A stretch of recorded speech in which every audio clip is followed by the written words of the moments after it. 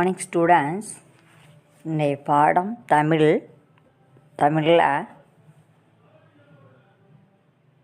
சொல் வங்கி,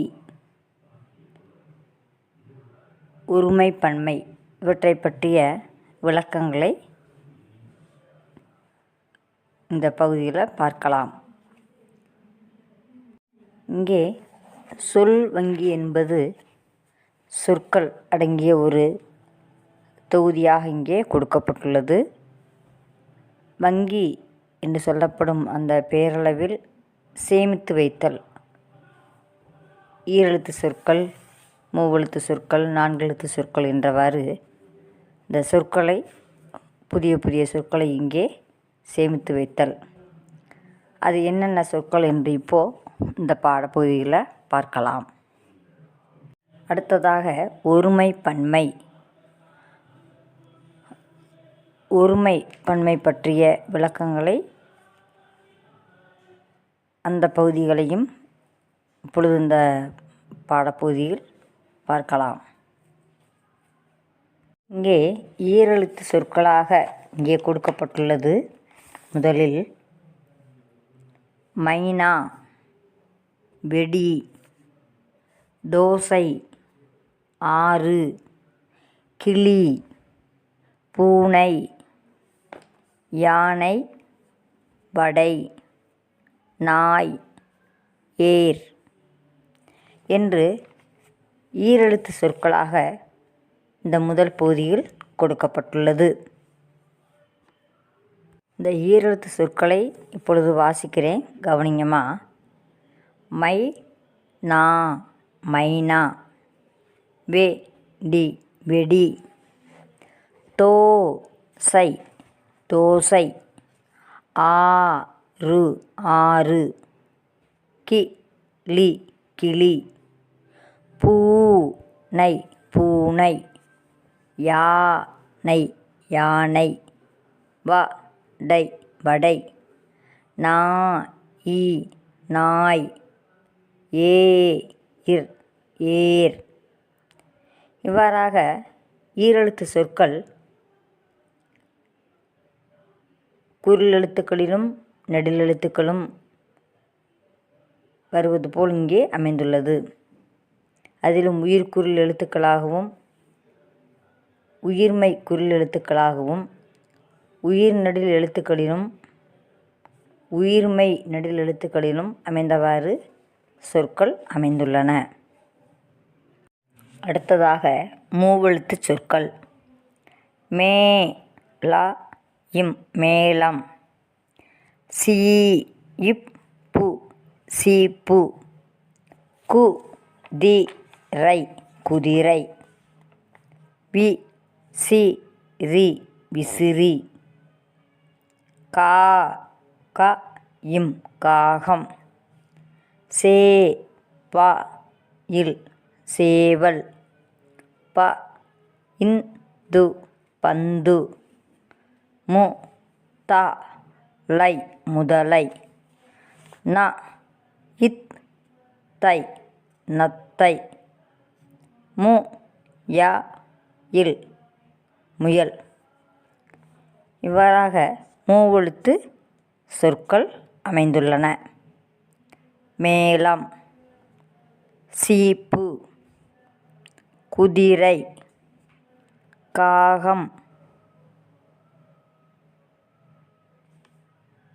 விசிறி, சேவல், பந்து, முதலை, நத்தை, முயல் என்று இவ்வாறாக மூவெழுத்து சொற்கள் அமைந்துள்ளன.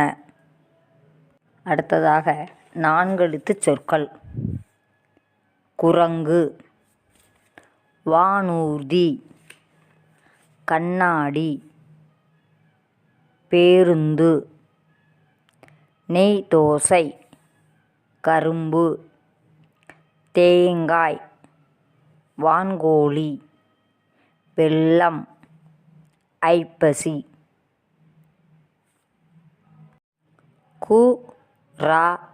குரங்கு, குரங்கு. வானூர், இர் தி வானூர்தி. க இன் நா டி கண்ணாடி. பே ரு இன் து பேருந்து. நெ இ தோ சை நெய் தோசை. க ரு இம் பு கரும்பு. தே இங் கா இ தேங்காய். வா இன் கோ லி வான்கோழி. வெ இல் லா இம் வெல்லம். ஐ இப் ப சி ஐப்பசி. இவ்வாறாக 4 எழுத்து சொற்கள் அமைந்துள்ளன. அடுத்ததாக 5 எழுத்து சொற்கள். மயில் தோகை. ம இ இல் தோ கை மயில் தோகை. Me in though it D மீன் தொட்டி.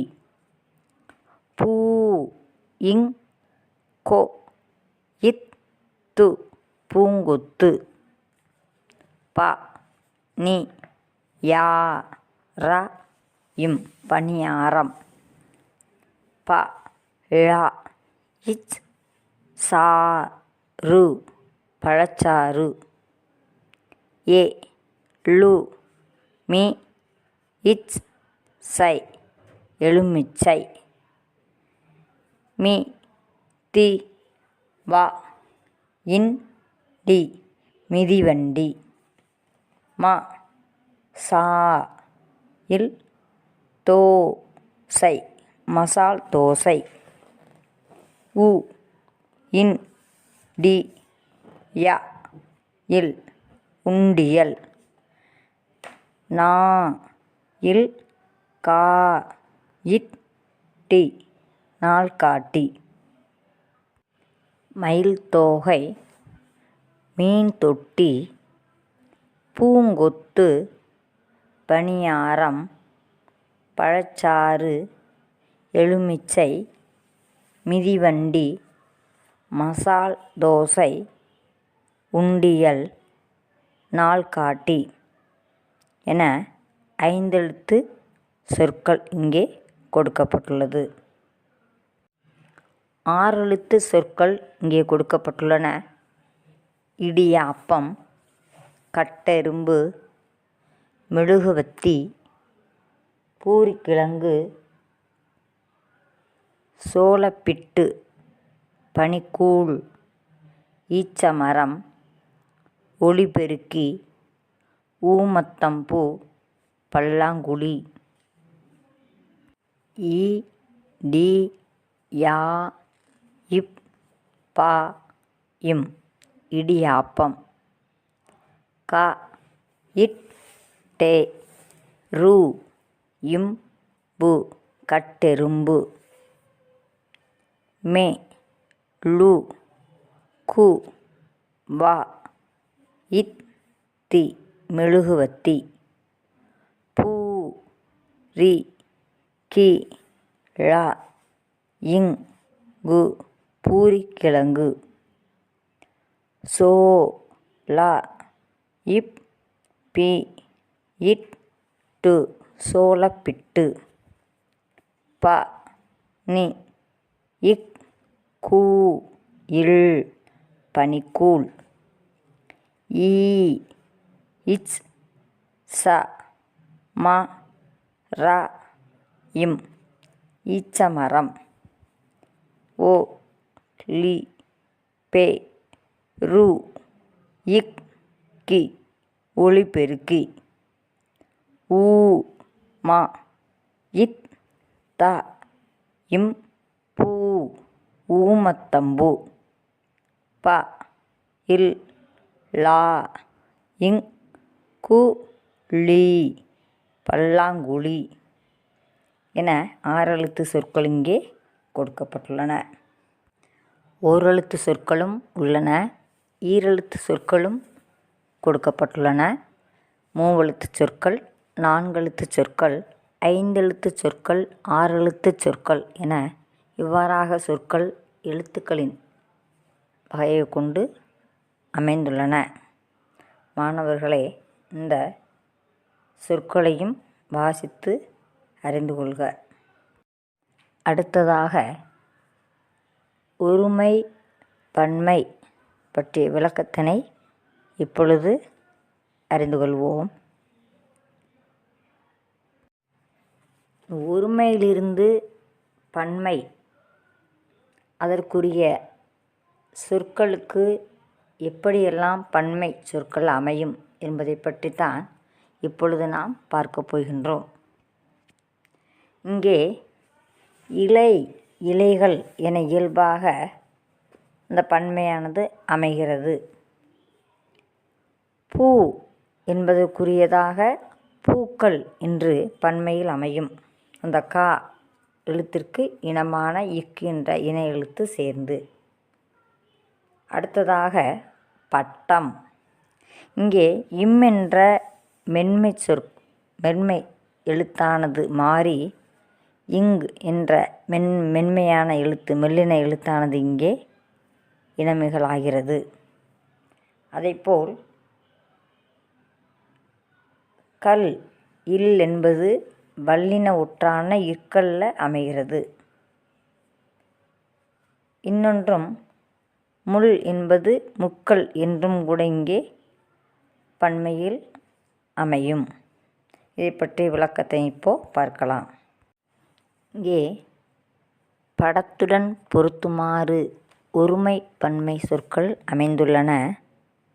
அவற்றை வாசிக்கிறேன், கவனிங்கம்மா. முட்டை.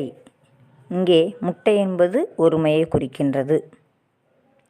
அடுத்ததாக மரங்கள் என்று எடுத்துக்கொண்டால் பன்மையில் குறிக்கும். ஒன்றிற்கு மேற்பட்டவை மரங்கள், ஒன்றை மட்டும் குறிப்பது முட்டை. அடுத்ததாக பெட்டிகள் என்பதும் இங்கே பன்மை. பெட்டிகள் ஒரு பெட்டியை குறிக்கும். பெட்டிகள் என்பது ஒன்றிற்கு மேற்பட்ட பெட்டிகளை குறிக்கின்றன. தட்டுகள். பூ என்பது இங்கே ஒருமையை குறிக்கும். அதேபோல் மரம் என்பதும் இங்கே ஒருமையை குறிக்கும். முட்டைகள் என்பது பன்மையை குறிக்கும், ஒன்றுக்கு மேற்பட்ட முட்டைகளை குறிப்பதனால். பூக்களும் பன்மையில் குறிக்கப்படும். தட்டு என்பது ஒருமை, இங்கே பெட்டி என்பதும் ஒருமை என்ற அமைப்பில் இங்கே குறிப்பிடப்படும். இவ்வாறாக ஒருமை பன்மை சொற்களை பிரித்தறிந்து அதனுடைய வகையை தெரிந்து கொள்ளவும். ஒருமை பன்மைக்குரிய இயல்பாக அமையக்கூடிய வார்த்தைகளாக சில இங்கே கொடுக்கப்பட்டுள்ளன. எடுத்துக்காட்டுகள்: கடை, கடைகள்; சன்னல், சன்னல்கள்; கண், கண்கள். இவை இயல்பாக அமையக்கூடியவை. கல் என்ற விகுதி கொண்டு முடியும். அடுத்ததாக பூக்கள்; ஈக்கள்; தேனீக்கள்.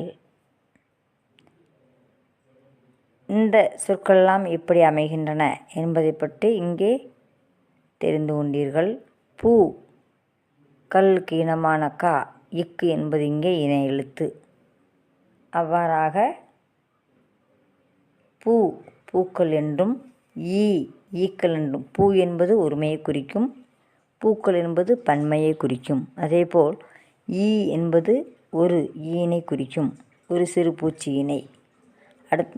ஈக்கள் என்பது ஒன்றுக்கு மேற்பட்ட அந்த சிறு பூச்சிகளை குறிப்பதாக.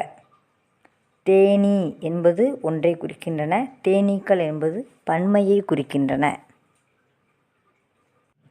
இங்கே ஒருமையில் அந்த சொல்லினுடைய கடைசி எழுத்தாக இம் என்று அமைந்தால், பன்மையில் வரும்பொழுது இம் என்ற மெல்லின மெய்யெழுத்து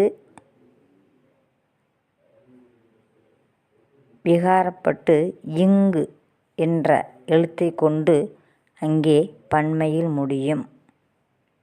இதற்குரிய எடுத்துக்காட்டுகளாக இங்கே சில கொடுக்கப்பட்டுள்ளன. காகம், காகங்கள். வனம், வனங்கள். இங்கே வனம் என்பது காடு, காடு, காடுகள். அடுத்ததாக தாவரம், தாவரங்கள். தாவரம் என்பது செடி கொடி வகையினை குறிப்பதாக இங்கே சொல்லப்படும். தாவரம் என்பது ஒன்றை மட்டும் குறிக்கின்றது. தாவரங்கள் என்பது பன்மையில் குறிக்கப்படுகின்றது. இங்கே கொடுக்கப்பட்டுள்ள இந்த சொற்கள் இலக்கண விதிப்படி இவ்வாறு தான் அமையும். கல், கற்கள். புல், புற்கள். பல், பற்கள். முள், முட்கள் என்று இங்கே அமையும். ஒருமையில் இவ்வாறும் பன்மையில் இவ்வாறுமாக அமையக்கூடிய சொற்கள். இங்கே கல், இல் என்ற அந்த இடையினை எழுத்தானது அங்கே பன்மையில் வரும்பொழுது அந்த கல் காவுக்கு இணை எழுத்தான இக்கு வரும்பொழுது அந்த இல்லும் இக்கும் சேர்ந்து இற்று என்ற வல்லின ஒற்றிலே கொண்டு முடியும். அதனால்தான் இங்கே கல், கற்கள், புல், புற்கள், பல், பற்கள் என்று அமைகின்றன.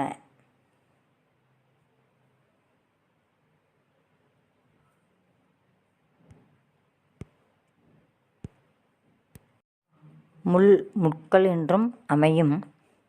இவ்வாறாக ஒருமை சொற்களானவை பன்மையில் வரும்பொழுது இலக்கண விதிப்படி இவ்வாறாகத்தான் ஒவ்வொரு சொற்களும் ஒவ்வொரு விதமாக அமையும். மாணவர்களை, சொல் வங்கியில் கொடுக்கப்பட்ட 2 எழுத்து சொற்களிலிருந்து 6 எழுத்து சொற்கள் வரை வாசித்து படிக்க வேண்டும்.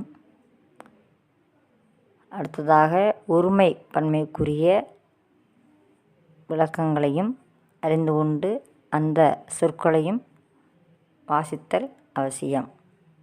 Thank you, students.